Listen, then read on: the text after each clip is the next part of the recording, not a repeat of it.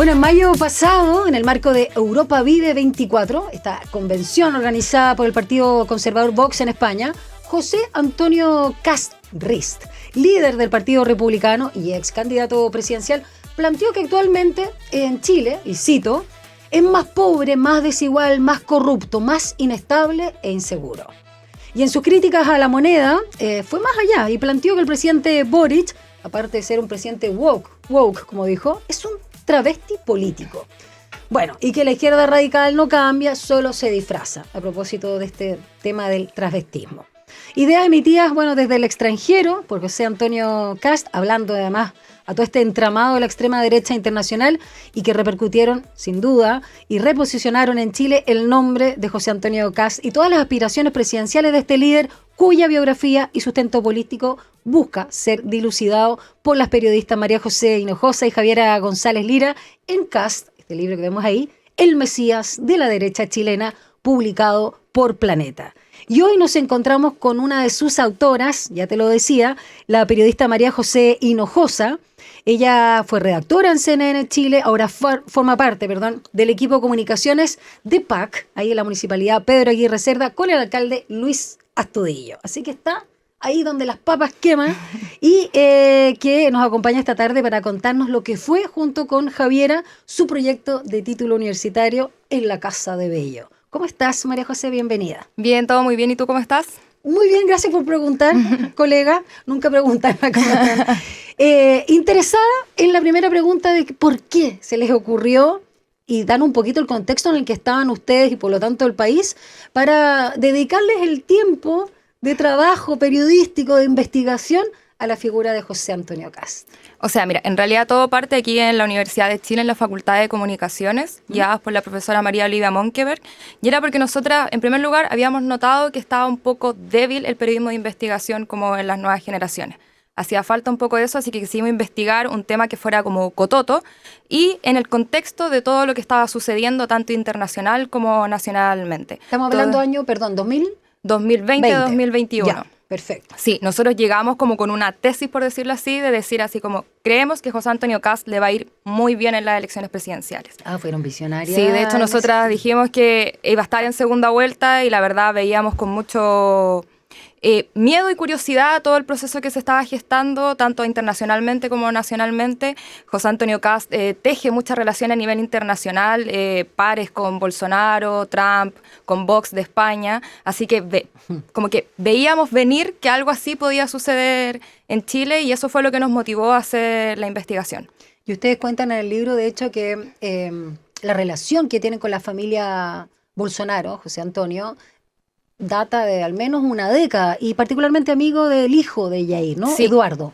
Sí, tienen una relación muy cercana. De hecho, a todos estos foros de conservadores o foros de nueva derecha, ultraderecha, como se le llama, normalmente es invitado por el hijo de Jair Bolsonaro, y ahí se empezaron a gestar todo este tipo de relaciones. De hecho, estas relaciones surgen desde que Cast sale de la UDI y nace con esta iniciativa de Acción Republicana, que es el primer movimiento que luego da origen al Partido Republicano, y ahí empieza a tejer todo este movimiento internacional que después se instala acá en Chile. Ahora, hay una pregunta que ustedes también citan de los analistas chilenos, ¿no? Internos, respecto al vacío. Yo la anoté por aquí, pero me acuerdo. Respecto al vacío que viene a llenar Cast, respecto a la derecha chilena y el contrapunto no solo a Piñera, sino a Chile Vamos, donde él en particular, que venía de la UDI, que sabemos que donde renuncia al 2016 y ya forma el 2019, en junio, poquito antes del estallido, el Partido Republicano propiamente tal, sentía que era muy débil, que se estaba desvirtuando. Hablemos de ese vacío que supuestamente viene a llenar este Mesías. Sí, lo que ocurre es que durante el periodo como 2010-2016, antes de que José Antonio Cast renuncie a la UDI estaba viviendo un proceso de transformación, como de modernización, con el auge de Sebastián Piñera. Entonces se estaba moviendo un poquito más al centro, más tirado a Renovación Nacional, y eso a José Antonio Cast no le gustaba. De hecho, él era muy contrario a esta idea de modernizar la UDI porque él consideraba que los valores de Guzmán se estaban perdiendo. Entonces ahí empiezan los primeros roces dentro de la UDI con los coroneles, que se les llama, a los directivas de la UDI. Y José Antonio Cast viene como a mover todo este terreno de la UDI, todo este cambio. Él no quiere este cambio, quiere seguir con los valores como tradicionales de la UDI, y ahí empiezan los primeros conflictos. Entonces, José Antonio Kast encarnaba ese lado más conservador, más tradicional de la UDI, muy ligado a Jaime Guzmán, y ahí es donde comienzan los roces y que finalmente se traducen que José Antonio Kast termina renunciando, y se llevan muchos militantes de la UDI con él para la conformación del Partido Republicano. Exacto, y no solo ex UDI o ex RN incluso, por ahí, sino también, ya que hablabas de coroneles, que es una figura que en este caso tiene que ver con los que mandaban en la UDI, muchos ex militares o militares en retiro vinculados con causas de crímenes, ¿no?, contra de lesa humanidad o vinculados a desapariciones, ejecuciones durante la dictadura de Pinochet, aparte de pinochetistas abiertamente férreos, ¿no?, de a esta figura, y además, o sea, defensores, y además incluso evangélicos, Opus Dei, que estuvieron también muy... Ese grupo más o menos variopinto es el que viene a respaldar con las ideas antiglobalistas,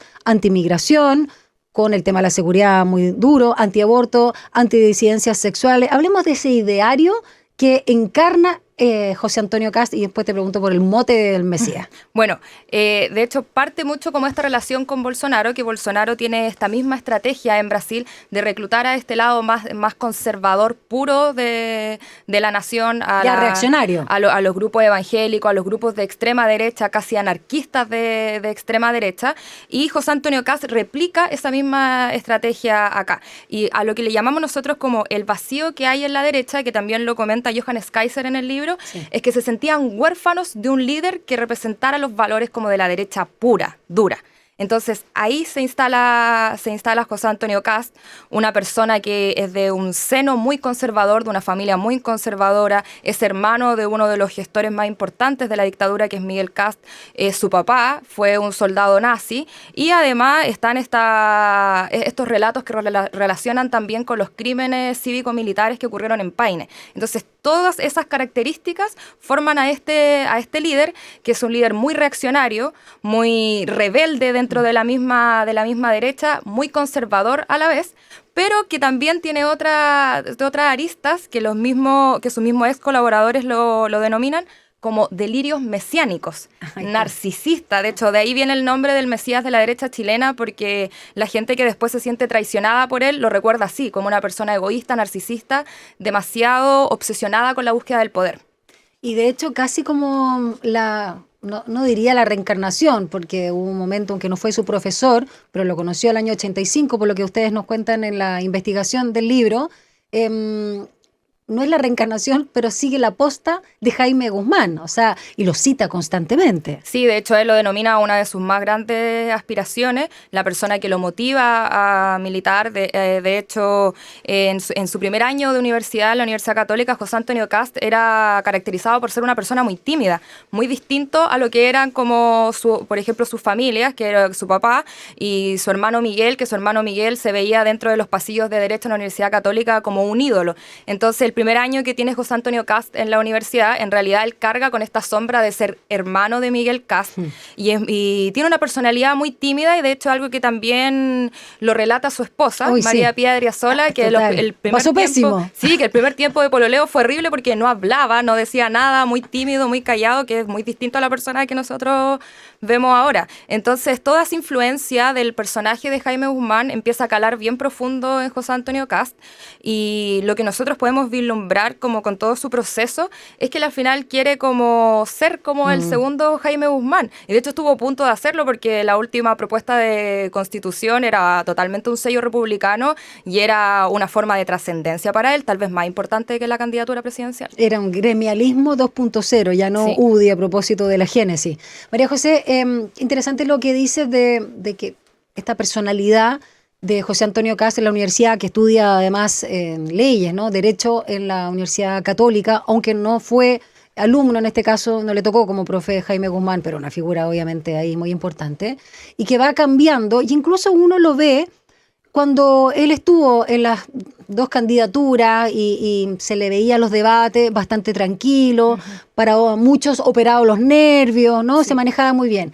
Y ahora, cuando ya termina todo este proceso constituyente y esta derrota, donde además él culpa más encima al presidente Boric y a todo este proceso país, cuando lo hemos visto en el extranjero, y bueno, luego ahí empoderado con las figuras de Milei, de Bolsonaro, de Trump, etcétera, Bukele, qué sé yo, ahí como que para algunos es algo más performático, algo impostado, esta situación así más aguerrida, más disruptivo, si quieres incluso más falto de respeto. ¿Cómo has visto tú esa metamorfosis? Sí, de hecho, bueno, lo mismo que dices tú, desde la candidatura presidencial de la última hasta ahora se ha notado un cambio en la forma de expresar el discurso, y es porque se está mimetizando, le está siguiendo paso a otros líderes, a líderes como Javier Milei, como Bukele o Meloni, o todos estos procesos que han ocurrido en Europa, está tomando ese tipo de postura, muy antagonista también al gobierno, que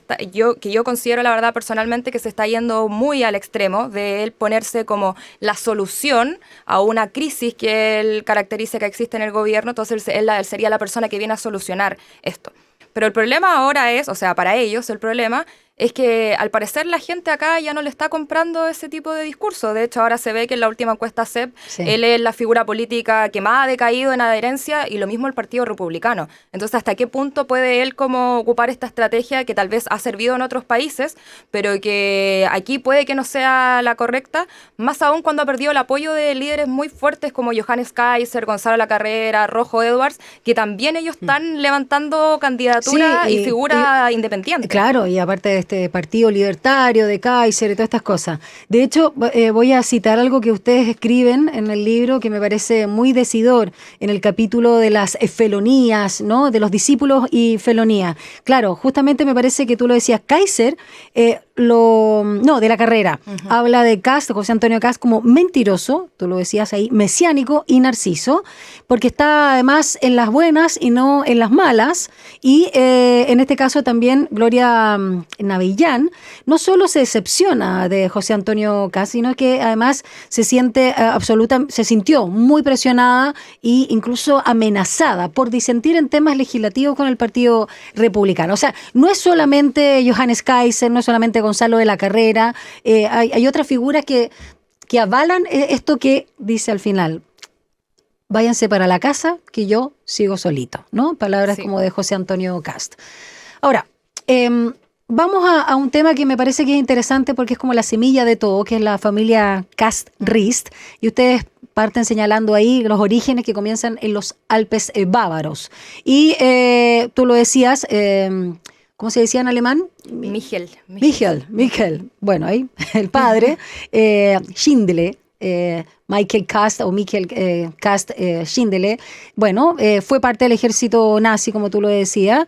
Después, además, aquí ya empiezan esas situaciones que uno dice, cuestiona, porque son éticamente reprochables, independiente que, claro, hay un tema de sobrevivencia, porque él se hace pasar por miembro de la Cruz Roja para escapar y poder llegar acá. Y cuando llega acá, y llega a esta zona además de Wien, me parece. Sí, de Painewind, una zona rural. Exacto. Lo encuentran terrible, feo, pobre, y sobre todo la madre, en este caso Olga Rist-Jaspie, bueno, no sé cómo se pronuncia, empieza a armar lo que luego va a ser el sustento económico, haciendo lomitos, que es la génesis de la asesina Bavaria. Y en ese sentido, representa bastante a un grupo, no todos, de colonos alemanes que llegaron, en este caso, década del 50, pasadito, y ya venían con 2 hijos chicos, ¿no? Sí. Y luego ya empiezan a tener toda la descendencia. Hay tragedia en la familia Kast-Rist. Sí, hay tragedia. A José Antonio Kast, bueno, él antes de que naciera fallece una hermana de él muy pequeña, luego Bárbara, que, bueno, todas estas cosas empiezan a definir la personalidad con la que se empieza a gestar como persona y como líder político. Porque además de toda esta historia ligada al partido nazi y escapar de Alemania, también está el tema religioso. Ellos son una familia muy religiosa, Schonstadt, y que tienen la idea de que todos venimos con una misión divina a la tierra. Y esto es lo que mueve muchísimo a José Antonio Kast. De hecho, es bastante particular porque él cada vez que habla le agradece a Dios por estar en esa posición, porque se sienten con una misión de vida, y es lo que también caracteriza a Bárbara, que es una de las hermanas de José Antonio Kast, que fallece muy joven, a los 18, 19 años. Un accidente de auto. Y y ella era muy religiosa, muy cercana a la religión, y tras su fallecimiento le encuentran un diario. Y en el diario ella escribía todo lo que, todo como el sentir relacionado con la religión, con Dios, y ahora para la familia ella es prácticamente una santa.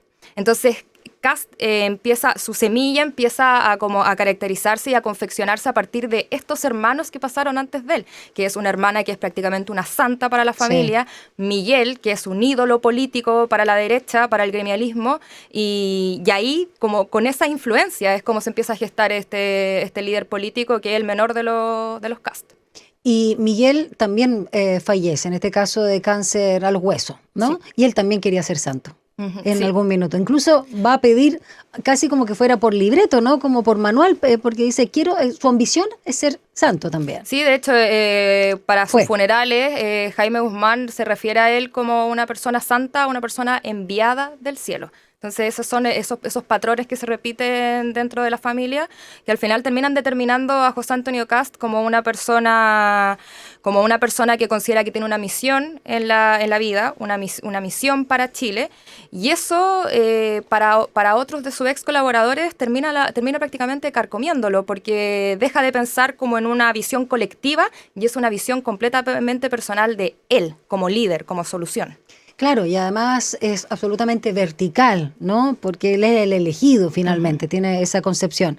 María José, también quiero ahondar en un relato que tú lo mencionabas en torno a Paine y la violación a los derechos humanos durante la dictadura, y esto muy próximo, de hecho, al mismo golpe del 73. El relato de Alejandro del Carmen Bustos González, del Fondo La Paloma, por el caso de la caravana de Paine, donde está no solo un joven Cristian Cast, tenía 17 años, hermano mayor en este caso igual de José Antonio, y el padre, ¿no? Cast Schindler. El patriarca. Exacto. Hablemos de esa situación que es bastante elocuente del peso que ya tenían en el 70 estas dos figuras o esta familia. Sí, bueno, es sabido que en Paine existieron torturas cívico-militares, que eran los patrones de fondo que se aliaban con carabineros, con militares para generar torturas dentro de la población, mayoritariamente a campesinos, y es ahí donde surge la historia de Alejandro Bustos, que es el único sobreviviente a un fusilamiento. A él lo detienen, se lo llevan a la comisaría donde otros testigos también se indican al patriarca de la familia Cast, que de hecho él llevaba carne para hacer estos asados en la comisaría de Paine, mientras habían detenido en los calabozos y mientras se realizaban torturas, ellos en paralelo hacían asado en el patio. Y a Alejandro Bustos se lo llevan detenido junto a otras personas, lo llevan a un cerro en la localidad de Paine, y ahí Alejandro recuerda claramente, él lo dice con mucha seguridad, de hecho también está en el libro de Javier Rebolledo, que él ve a Cristian Cast, que es el hermano mayor de José Antonio Cast, dentro del grupo que está con armas preparado para fusilar, y que de hecho Cristian Cast dispara. Impresionante. Y él se salva únicamente, esa historia es muy interesante que está ahí en el libro, porque se salva porque uno de los cuerpos de su compañero cae encima de él y él queda con sangre, entonces piensan de que él está muerto y lo tiran al río que pasa por al lado de ese cerro, y él termina siendo el único sobreviviente de toda esta matanza.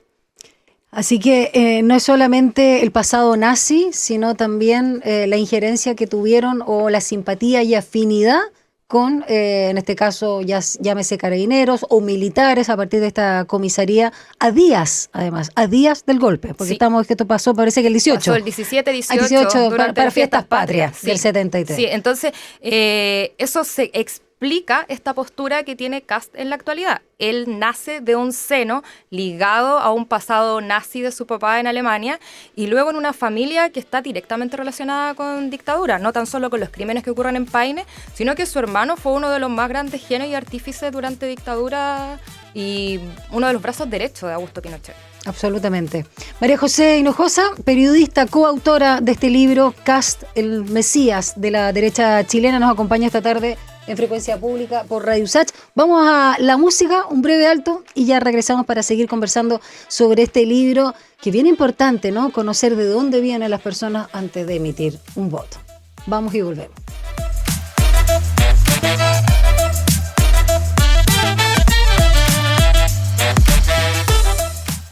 Bueno, seguimos conversando con la periodista María José Hinojosa, coautora junto a Javiera González Lira de este libro Kast, el Mesías de la derecha chilena.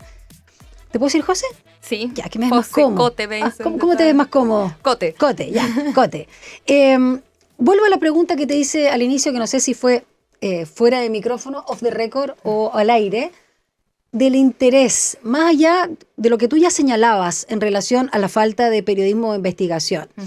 También como ciudadana, como mujer y como profesional, ¿por qué te era importante junto a Javiera escribir sobre esta figura y de alguna forma mostrarla?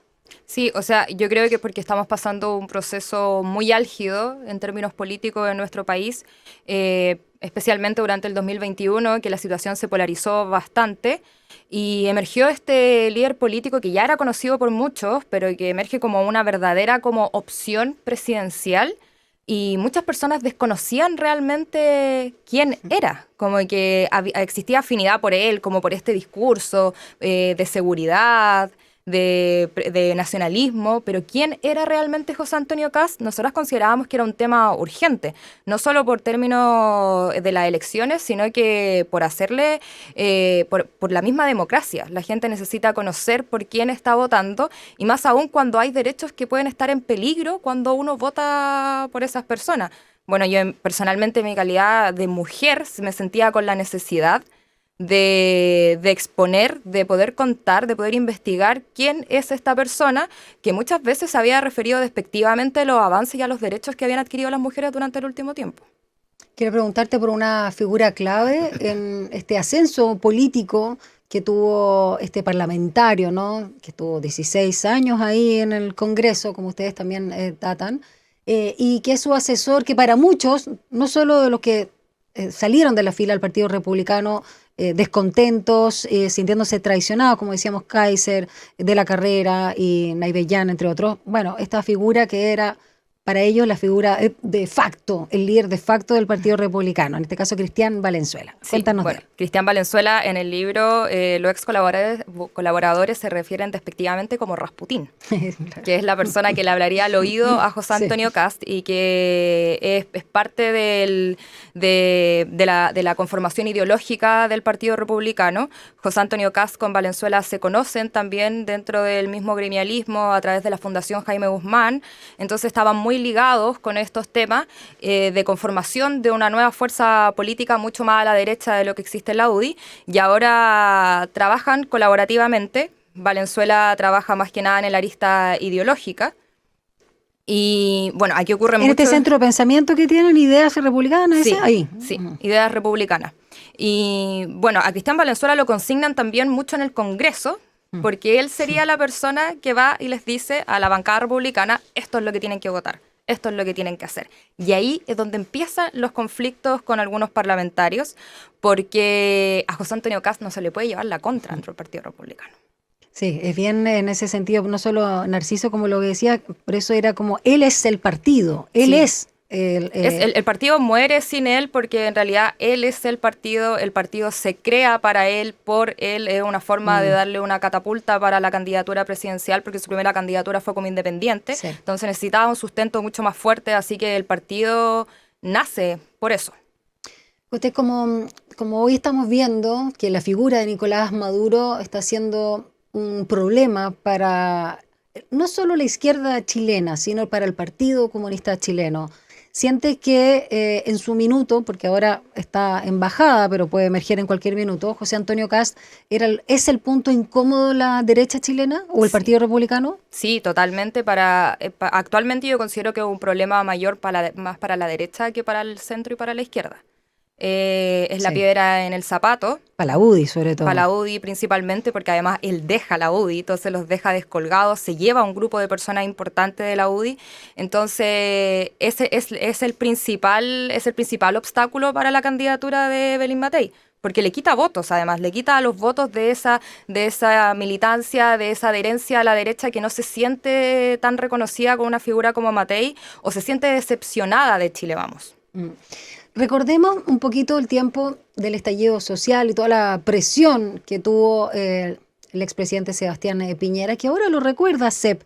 De hecho, le pregunté en la mañana en el otro programa, en Línea 1, que hago con Alejandro Guillé, de por qué habían levantado la figura en CEP cuando estaban viendo los temas de ahora. Y bueno, parece que querían potenciar el legado porque sienten que hay un vacío dentro de esta derecha más bien de centro, ¿no?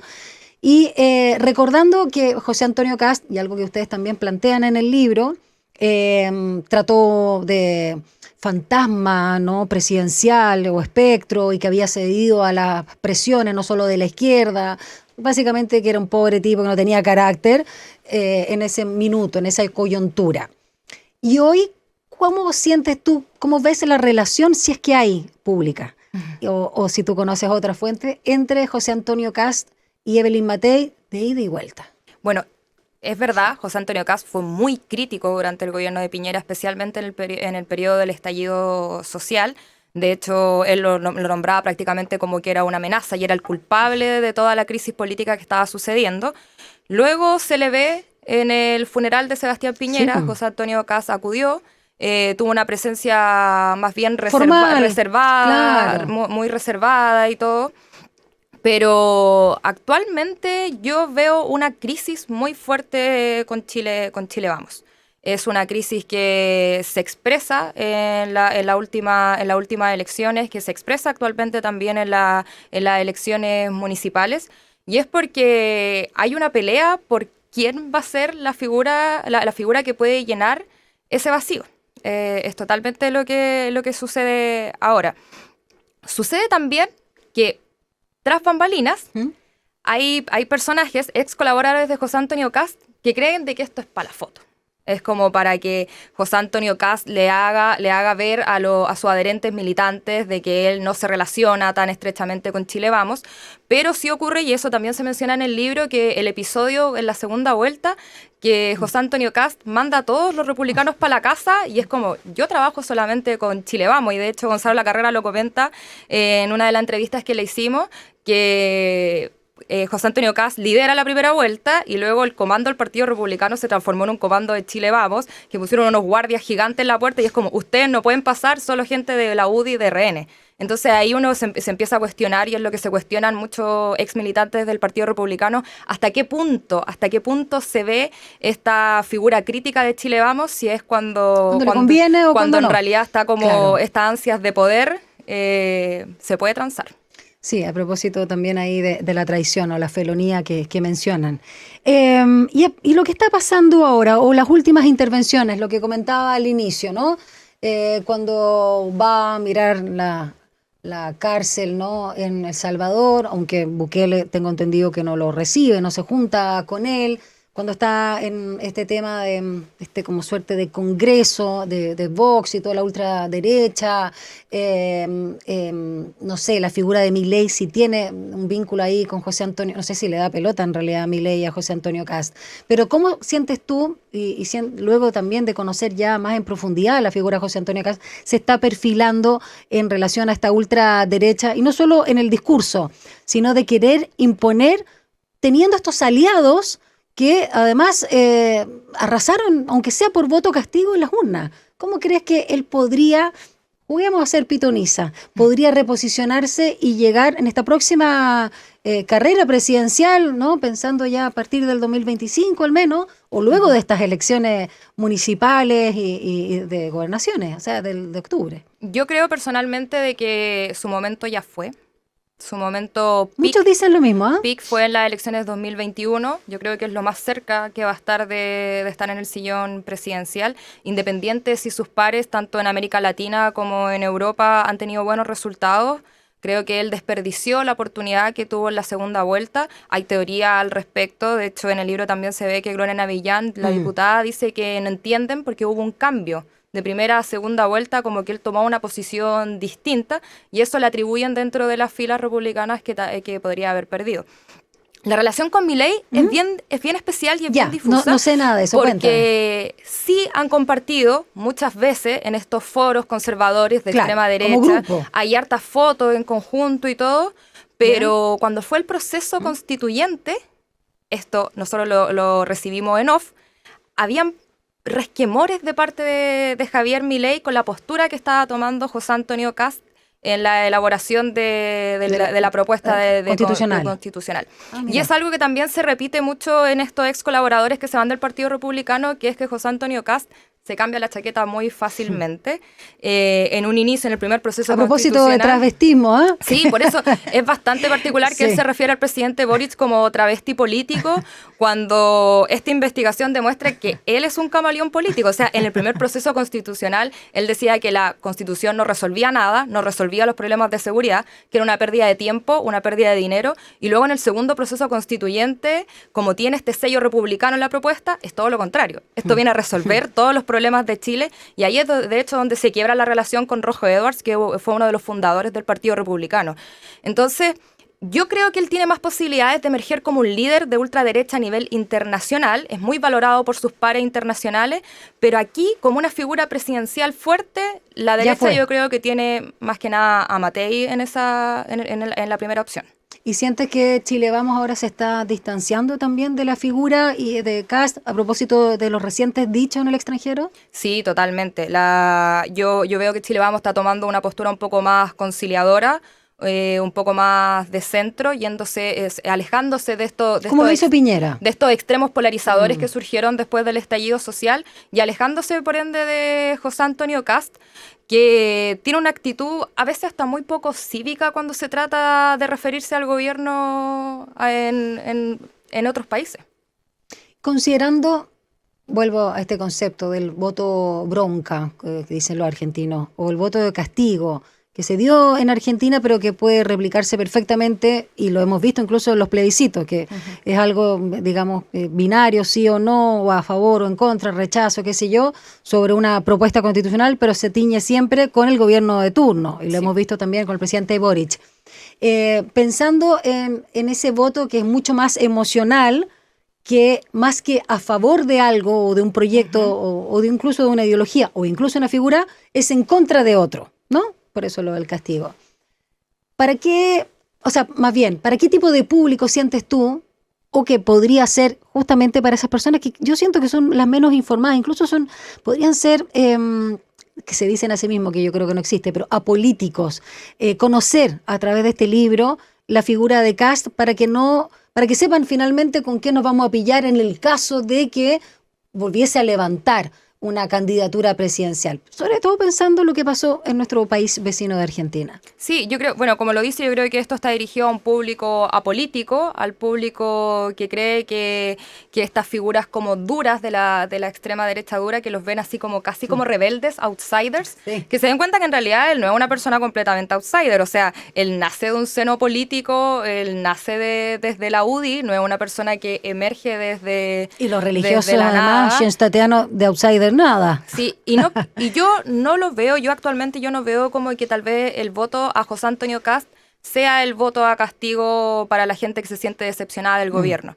Yo creo que en realidad a José Antonio Kast le va a llegar un voto castigo por los cambios de chaqueta, por las traiciones que ha generado dentro de sus mismas filas, y además porque también rompió lazos con estos grupos evangélicos, que fue muy fuerte, y que es un grupo muy grande, muy grande en las votaciones, especialmente estadísticamente hablando. Sí, especialmente presidenciales y parlamentarias, es un voto muy importante, y ahora ellos no quieren tener relación con José Antonio Kast. María José, y luego de este libro, de haber ahí trabajado la pluma, haber investigado y trabajar en dupla, que me parece que también es un bonito desafío, en este caso con tu compañera Javiera González Lira, y sabiendo, ¿no?, que el periodismo está muy vinculado a la contingencia. ¿Ahí tienes un proyecto en vista de otra figura? ¿Estás trabajando en alguien más? ¿O qué áreas te interesa a propósito del periodismo de investigación? Dentro de lo que te deja tu área de comunicaciones de Pedro Aguirre Cerda. Dentro del poco tiempo que me deja estos momentos. Tú todavía eres muy joven, hay energía. Sí, lo hemos pensado, la verdad, con Javiera. Con Javiera resultó, la verdad es que muy buena dupla. Nosotros veníamos trabajando desde la universidad, así que resultó muy bien. Normalmente los desafíos en dupla son muy complicados, pero en nuestro caso funcionó muy bien, así que hemos pensado en escribir mucho más, en investigar mucho más, no sé si tal vez solo de una figura, pero sí de procesos, pero actualmente tenemos como varias ideas, nada concreto, pero sí considero que es muy importante continuar realizando este tipo de trabajos.